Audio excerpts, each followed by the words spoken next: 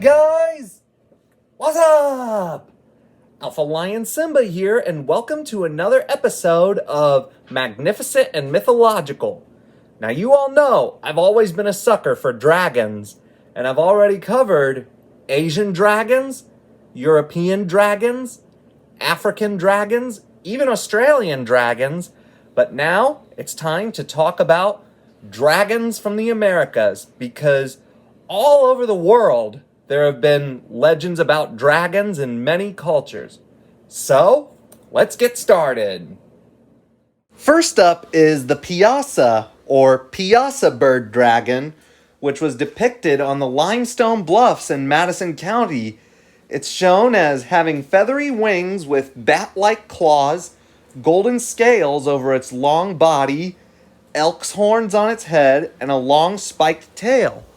Although it doesn't look like European or Asian dragons, it can definitely be classified as a dragon nonetheless. The Piasa's name means both the bird that devours men and the bird of the evil spirit. It is said to have flown above the great fathers of water long before the arrival of the white man.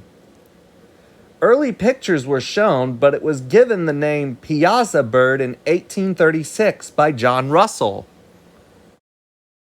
The most famous depiction of the Piasa bird is painted on the limestone bluffs 40 to 50 feet above the water, near where the Illinois and Mississippi rivers meet. The earliest record of the painting comes from French explorer Jacques Marquette and Louis E. Joliet in 1673. There are several additional accounts and reproductions of the image from the 17th century. However, after the last credible report in 1698, no reliable accounts exist until the early 19th century, with a sketch from 1825 surviving. The first legend of the creature was told by John Russell in 1836 and focused mainly on the peaceful village of Ilini and Chief Quatoga. One day, the peace of the town was destroyed by a giant flying monster who swept in each morning and carried away a person. The beast, the Piasa bird, returned each morning and afternoon to claim a victim. The tribe looked to Chief Quatoga to save them, and he prayed to the Great Spirit for almost a month for a way to end the reign of terror of this beast. Then the answer finally came to him. The Piasa bird was vulnerable under its wings. Chief Quatoga and 6 brave men left at night to the top of the high bluff overlooking the water, and Chief Quatoga stood in full view. When the sun rose, the Piasa bird flew from its lair and spotted the chief coming straight for him. The monster flew at him, so the chief dropped to the ground and clung to the roots. The Piasa bird, determined to get his prey, raised its wings to fly away, and the 6 men shot it with poisoned arrows. Again and again, as the Piasa bird tried to carry him away, Chief Quatoga held fast to the roots, and the men fired their arrows. Eventually, the poison worked, and the Piasa bird released the chief and tumbled off the cliffs into the waters below. The natives painted the monster on the bluffs to remember this great terror and the bravery of Chief Quatoga. Every time a Native American passed the cliff, they shot an arrow off in a salute to the courage of the chief and saving his tribe from the Piasa bird. Some believe that the original painting of the Piasa bird served to let travelers of the river know that they were entering Cahokian territory. The colors used in the painting are believed to be important. The red symbolized war and vengeance, the black represented death and despair, and the green represented hope and triumph over death. Thus, the image could be a reminder of the ability to remain hopeful even in the face of war, death, or other challenges. Others believe that the Piasa was a supernatural deity who lived in the underworld with the spirit of death and destruction, and others say it represents warfare. There's also the underwater Panther dragon from the Great Lakes region, which had a cat-like body but was drawn with scales, a reptilian tail, and two bull's horns on its head. The creature is said to be a symbol of the lake's power. The underwater panther was said to be able to cause storms, waves, and whirlpools, and traveled through underwater tunnels, speaking in a roaring hiss that sounds like rushing water. Dragons from South and Central American myths are even more diverse and colorful than those in North America. And they are also unique from most other dragon myths across the world in that many of them are covered with feathers. Another interesting feature is that for the most part, these dragons were prominent gods in the natives' religions and not just monsters or spirits. First, there's Amaru, a mythical dragon that's an important figure in Incan mythology. It has special powers and could cross the boundaries between the spiritual realm and the underworld, and as such, it was considered highly significant and even revered.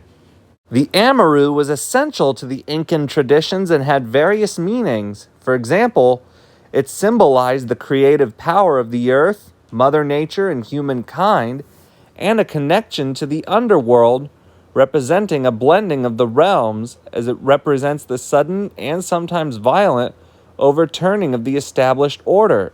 It teaches the value of revolution by using his energy to balance the worlds with earthquakes, floods, storms, and fires.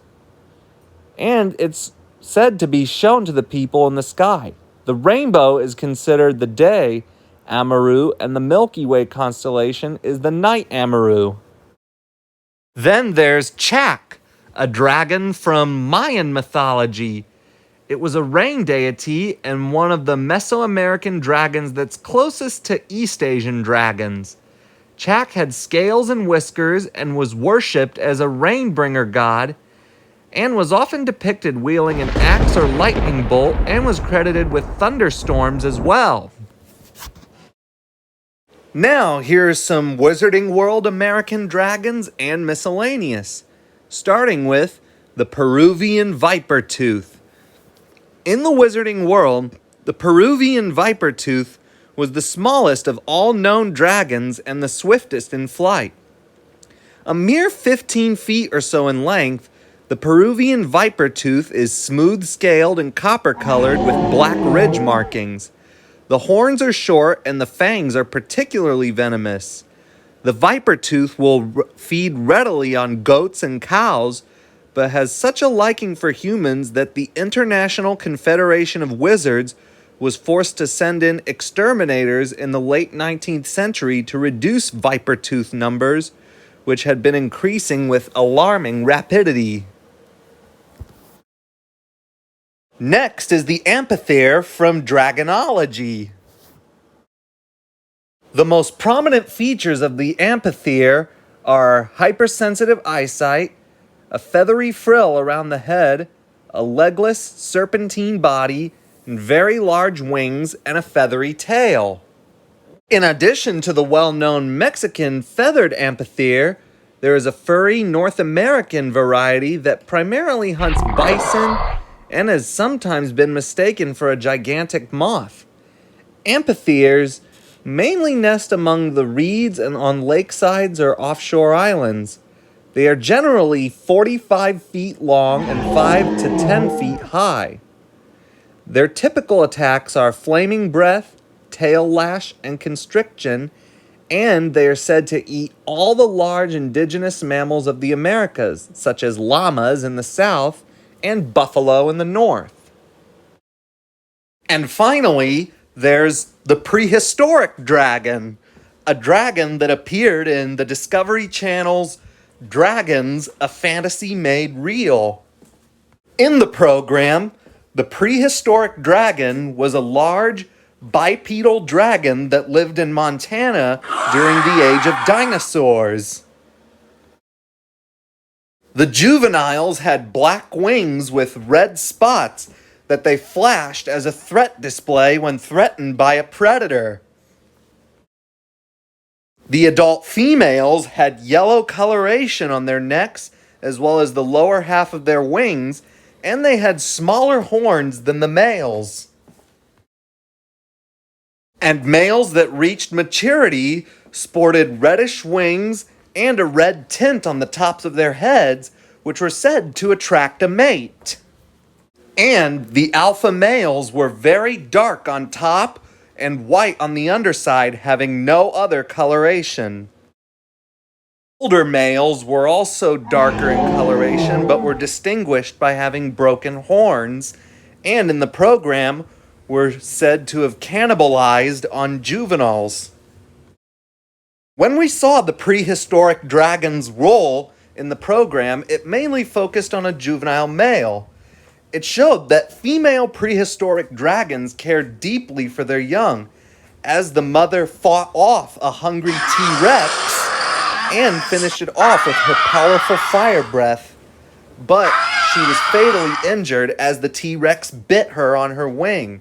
And so, as a result, the juvenile had to learn to fly from a much earlier age than it should have. Then, as it grew older, the young male fought an older male and won its territory and females. However, its victory was short-lived as the KT event happened and the prehistoric dragon, along with all the dinosaurs, went extinct in the program, but its cousin, the marine dragon, survived. Well, that was it.